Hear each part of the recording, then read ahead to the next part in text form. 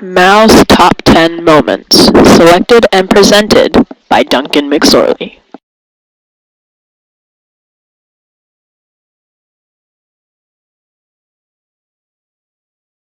Mao left home to attend an advanced school at age 13. Mao's father wanted Mao to become a farmer like him, but Mao valued education, so he went to another district to receive the education that he desired. In 1956, Mao encouraged the people of China to express only their honest opinion of the Chinese regime. His campaign was named Let 100 Flowers Bloom.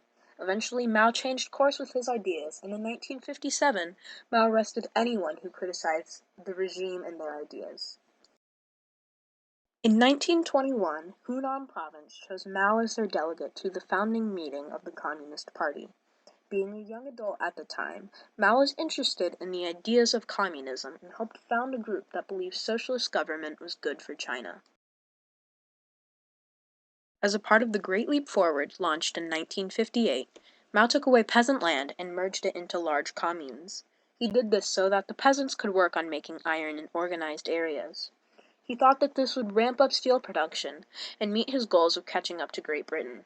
Unfortunately, this led to the industrial catastrophe and two failed harvests, leaving China with extensive famine.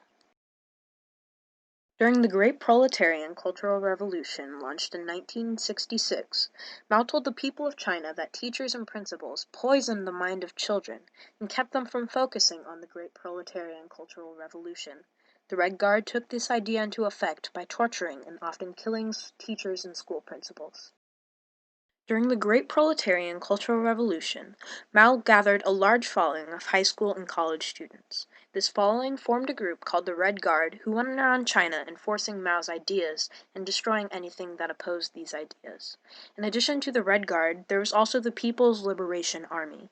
Mao's army went around destroying the four olds and establishing the four news. In 1934, Chiang Kai-shek of the Nationalist Party attacked the Communists with all his might.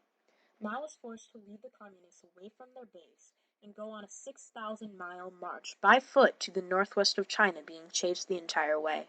Several battles were fought along the way, and eventually in 1935 the Communists made shelter in the cliffs on the edge of the Taklamakan Desert. On October 1st, 1949, Mao Zedong proclaimed the People's Republic of China from Tiananmen Gate. This ended the political unrest and united China under one rule and right. In 1958, Mao launched the Great Leap Forward. His idea was that in a 2-year span, China would catch up in steel production with Great Britain.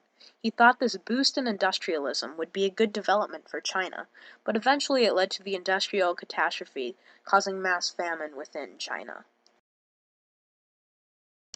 In 1966, Mao launched the Great Proletarian Cultural Revolution, a 10-year revolution against anything that opposed Mao or his ideas.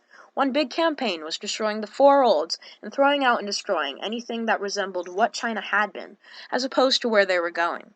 After losing power over China due to the Great Leap Forward, Mao was eager to regain his political importance. To do so, he decided to destroy all thought and action that wasn't communist. He also gained trust with the peasants and promoted their living so he could encircle the cities and take control completely.